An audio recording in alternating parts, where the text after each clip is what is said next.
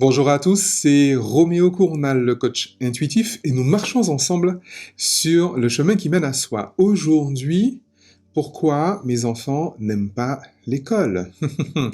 Alors, question de plus en plus fréquente depuis ces dernières années, particulièrement de parents d'enfants HP, d'enfants, de jeunes enfants. Vous savez, la génération Z, alors pire encore la génération Alpha. Alors là, les gars, faut vous accrocher hein, sur la génération Alpha. Pourquoi est-ce que les enfants n'aiment pas l'école? Pour une raison très simple. Parce qu'ils adorent apprendre. Alors, on va décortiquer ça. Alors déjà, cette phrase, je l'ai trouvée dans un bouquin de Robert Kiyosaki, Le fameux Père riche, Père pauvre, hein, son tout premier livre. Et effectivement, il disait, texto, j'adorais apprendre, c'est pour ça que je détestais l'école. Déjà à l'époque, et Robert Kiyosaki, c'est pas un gars de la génération Z, hein, c'est plutôt un boomer. Mais pourquoi justement, qu'est-ce qui fait que un enfant qui adore apprendre n'aime pas l'école? Alors pour une raison très simple. On va revenir, vous vous souvenez, je vous l'ai dit 100 000 fois, l'éducation, du point de vue où je la regarde, c'est finalement une très forte recommandation, voire une façon d'imposer, une façon de gérer l'espace, le temps, les relations, les possessions. Ok? Et c'est de cette éducation-là, et c'est de cette imposition, j'ai envie de dire, de cette contrainte de la façon de gérer son espace, son temps, ses relations, ses possessions, la façon de vivre, hein, tout simplement, parce que vous avez remarqué encore une fois que quand on vit, on ne fait que ça. On gère de l'espace, du temps, des relations, des possessions. Okay. Maintenant, vous vous souvenez également de la blessure narcissique. Dans le groupe social auquel j'appartiens, si je gère mon espace, mon temps, mes relations et mes possessions d'une façon que les autorités environnantes ne veulent pas voir, à partir de ce moment-là, je suis puni. Je reçois donc en coercition le rejet, l'abandon, la trahison, l'injustice et l'humiliation. Ok? C'est toujours pour ça que vos parents vous en punissent, et si vous êtes parents, c'est pour ça que vous punissez vos enfants. C'est parce qu'effectivement, ils gèrent leur espace, leur temps, leurs relations et ou leur possession d'une façon que vous ne voulez pas voir, que vous concevez comme étant inacceptable. D'accord?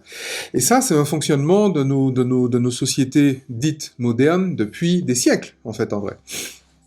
Aujourd'hui, il se passe un truc particulier. Il se passe le fait que, alors je ne reviendrai pas sur les raisons qui font que finalement on peut considérer que les enfants sont de moins en moins normaux pensants. Alors quand ils ne sont pas normaux pensants, ils sont HP. Hein. Okay, je dis ça juste piqûre de rappel. Mais bon, peut-être qu'effectivement, il faudrait que je refasse ces fameuses conférences, parce qu'en plus, effectivement, je reconnais qu'elles sont difficiles à trouver, parce qu'elles ne m'appartiennent pas, même si c'est moi qui les ai faites, mais elles n'ont jamais été produites ou organisées par moi, mais du coup, je vais refaire certainement le résumé finalement de tous les facteurs sociologiques qui font que la neurophysiologie des générations montantes, des générations actuelles, est complètement différente de celle de leurs parents, des aînés et des boomers par exemple. Anyway, le fait est que aujourd'hui, le gros conflit qu'il y a, c'est que l'éducation exige une histoire en commune. D'accord? Quel que soit le groupe social dans lequel vous êtes. Dans une famille, il y a un pacte familial. Dans un pays, on parle même du contrat national, ou du contrat, je sais plus quoi. Mais en fait, on partage une histoire en commune. Quel que soit le groupe que vous définissez, même dans une entreprise, il y a une histoire en commune. Je ne suis pas en train de poser un jugement normatif là-dessus. Hein. Je suis en train de dire une chose, c'est que si le management, j'ai envie de dire, du groupe repose sur cette histoire commune, il est normal, justement, que les membres de ce groupe aillent et viennent. Pourquoi? Parce que si vous avez un accès, j'ai envie de dire, illimité à la connaissance, ce qui est quasiment le cas aujourd'hui. Aujourd'hui, on vit dans un monde dans lequel tout ce qu'on peut apprendre s'apprend. Okay, et de façon plus ou moins libre et gratuite. Hein. Tout ce que vous avez besoin de savoir sur des sujets complètement chelous, vous allez les trouver. Ça s'appelle Google, ça s'appelle les moteurs de recherche, ça s'appelle Internet, voilà. Tout ce que vous avez besoin d'apprendre s'apprend. Lorsque vous avez en fait un modèle social bâti sur l'histoire commune, alors quand je dis l'histoire en commune, ça veut dire que mon histoire est la vérité, parce que le modèle est aussi bâti sur une question de vérité. J'ai la vérité, donc les autres sont dans l'erreur. Ça a l'air évident, mais c'est stupide. C'est stupide parce que c'est pas naturel, en fait, en vrai. Donc si j'ai la vérité et que les autres sont dans l'erreur, l'histoire que je me raconte est une histoire qui corrobore ma vérité. Sauf que, si vous avez en fait un accès illimité, si vous donnez aux personnes du groupe un accès illimité à la connaissance, il ne se faudra pas de beaucoup de temps pour que ces personnes trouvent des connaissances qui vont invalider, qui vont infirmer votre histoire en commune. Et c'est là qu'il y a un bug, en fait. C'est là qu'il y a un bug. Si par exemple, voyez dans vos familles, ok, on vous dit, voilà notre représentation du monde, voilà, c'est comme ça que c'est. Si j'ai un fonctionnement clanique, c'est le groupe qui me donne et la sécurité et l'identité. Et donc finalement, je bâtis mon identité, le moi social, sur une histoire en commune, sur des paradigmes, ok, que je tiens pour vrai. Mais encore une fois, la bêtise dans l'histoire, c'est que si mon paradigme est vrai, le paradigme différent est faux. Ça a l'air évident, je sais, mais c'est con. D'accord?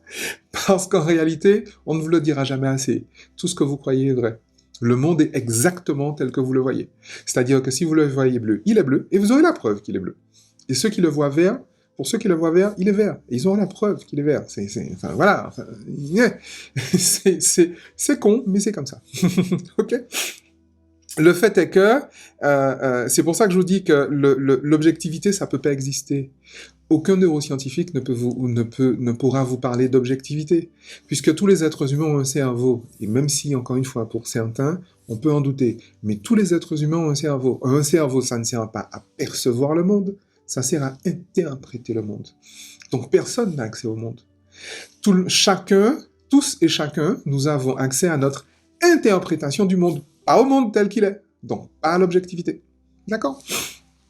Et donc le principe, pour en revenir à ce fameux conflit, c'est que vous avez par exemple des enfants qui sont dans des familles où on leur dit voilà comment il faut gérer l'espace, le temps, les relations, les possessions, et voilà pourquoi c'est comme ça qu'il faut faire, et pas autrement. Et puis vous avez finalement ce même enfant qui va se retrouver en contact avec d'autres groupes sociaux, où on leur dit mais voilà comme ça qu'il faut gérer le monde, et c'est différent, en fait. Et du coup, ça crée quelque chose ça crée un double effet qui se coule. Pour ces personnes qui sont proches du clan, pour ces personnes qui tirent leur identité du clan, du groupe, ce qu'on appelle un normopensant, vous comprenez qu'il est absolument terrifiant de concevoir qu'il faille déconstruire finalement tout ce sur quoi ils ont bâti leur propre vie. C'est complètement terrifiant. On ne pouvait pas leur demander ça, les gars. Soyez un minimum empathique. Mais pour quelqu'un qui est justement un HP, donc c'est-à-dire qu'il gère son espace, son temps, ses relations, ses possessions en fonction de la situation du moment, et finalement avec 56 possibilités à la seconde, donc vous pensez bien que, en fait, le coup de l'histoire en commune, ça ne passe pas. Ça ne passe pas du tout. Et en fait, ça ne fait pas sens. Et encore une fois, la particularité des nouvelles générations, c'est qu'on ne peut pas demander à un enfant, à l'heure d'Internet, à l'heure du jeu vidéo, à l'heure de l'accès illimité à la connaissance, on ne peut pas demander à un enfant d'être normopensant. Physiologiquement, c'est pas possible. Vous pouvez pas plonger dans l'eau et espérer rester sec. C'est pas possible. C'est pas moi qui ne veux pas. J'aurais voulu que vous plongiez dans l'eau, que vous restiez sec. Mais la nature a décidé de faire autrement. C'est pas moi, en fait, en vrai. Et du coup, en plus, elle nous a pas demandé notre avis. Vous vous rendez compte? Non, c'est ballot. Hein. Franchement, non, on devrait se rebeller. Moi, je vous dis. Et en fait, le truc, c'est quoi? C'est que, du coup, vous vous retrouvez avec des enfants qui ont une structure cognitive à géométrie variable de plus en plus fine, de plus en plus complexe, de plus en plus incertaine, de plus en plus ambiguë, hein, VUCA, vous vous souvenez? Et donc, finalement, de plus en plus proche des lois naturelles, puisque je vous rappelle que la loi naturelle par excellence, c'est l'impermanence. Vous avez remarqué qu'il y a une seule chose qui soit permanente, c'est l'impermanence. Alors je sais que vous le savez, hein. Je sais que vous l'avez entendu dire, je sais que ça fait très bien de le dire, de le sortir en soirée, n'est-ce pas, dans les milieux un peu, tu comprends ce que je veux te dire. Sauf que personne ne prend la mesure de ce que ça veut dire. Parce que si la seule chose qui soit permanente, c'est l'impermanence, ça veut dire que vous posez une affirmation aujourd'hui, demain elle est fausse.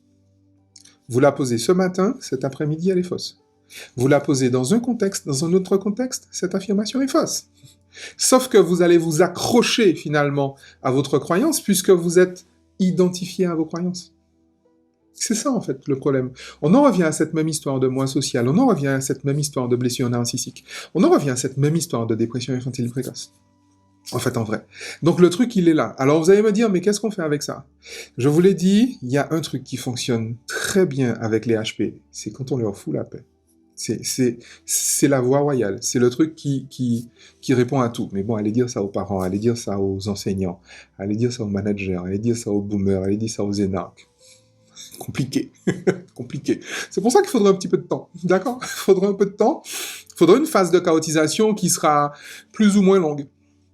En fait, qu'est-ce qui est en train de se passer? Je vous l'ai dit, ces personnes, justement, que l'on appelle les HP, ont une faculté, finalement, d'adaptation à ce monde qui est nettement plus rapide que leurs aînés. Pourquoi? Parce que la durée de vie d'un paradigme aujourd'hui est nettement plus courte qu'auparavant.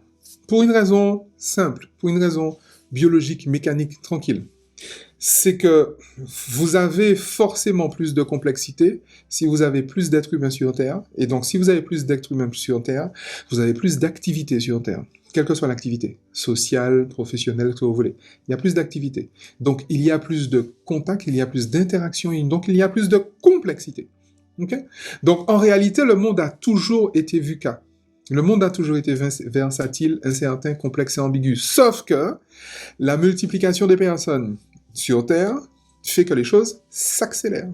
Et là où, effectivement, pouvoir avoir un paradigme qui dure l'espace d'une vie, surtout qu'à l'époque, l'espérance de vie était peut-être un peu plus courte, donc du coup, on ne voyait pas les changements du début d'une vie à l'autre.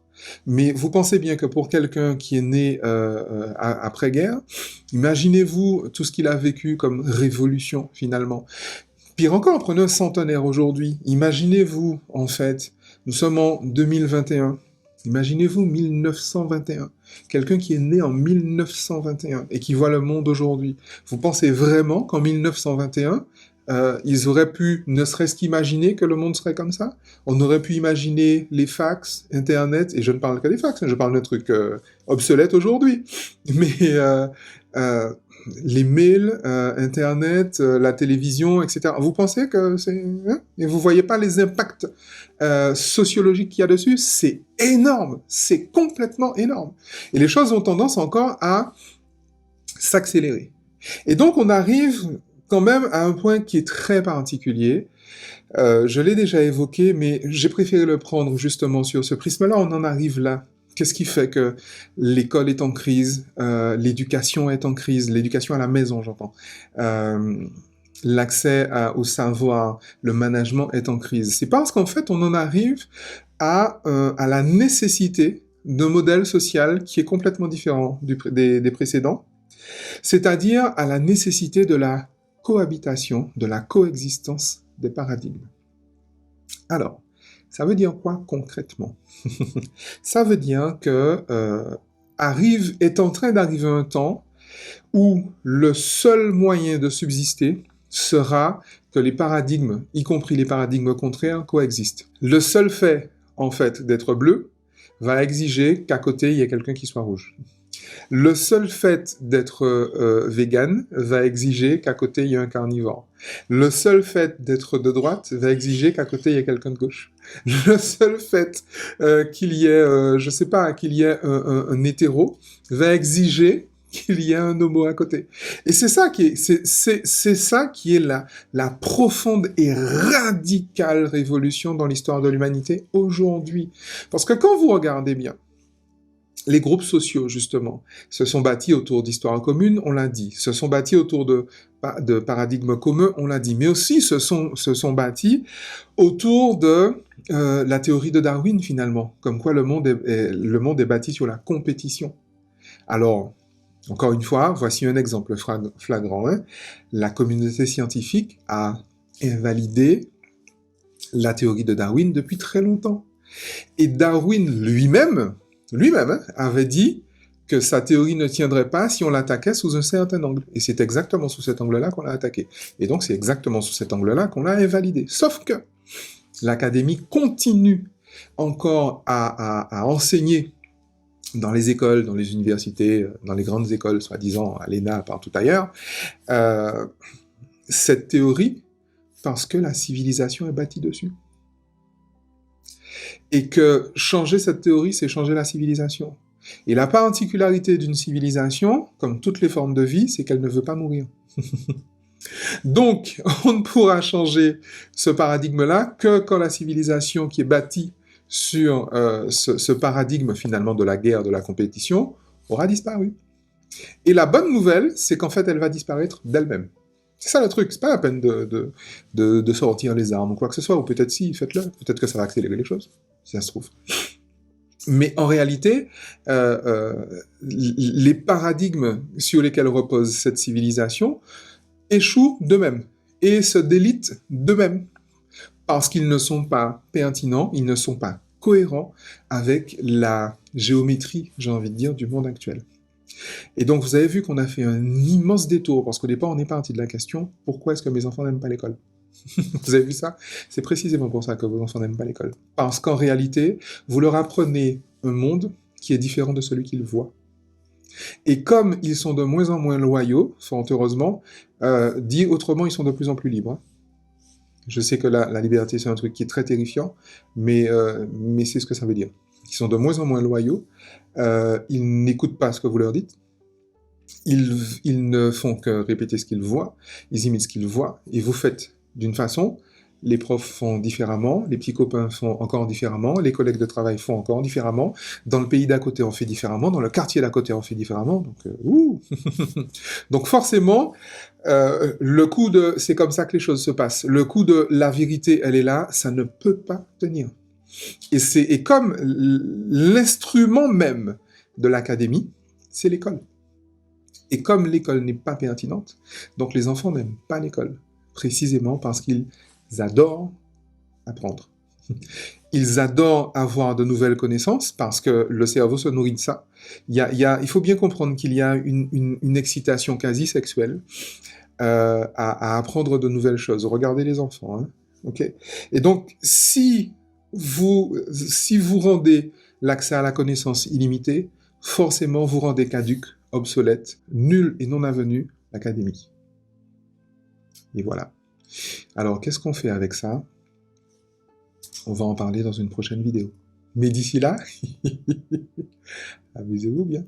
Ciao.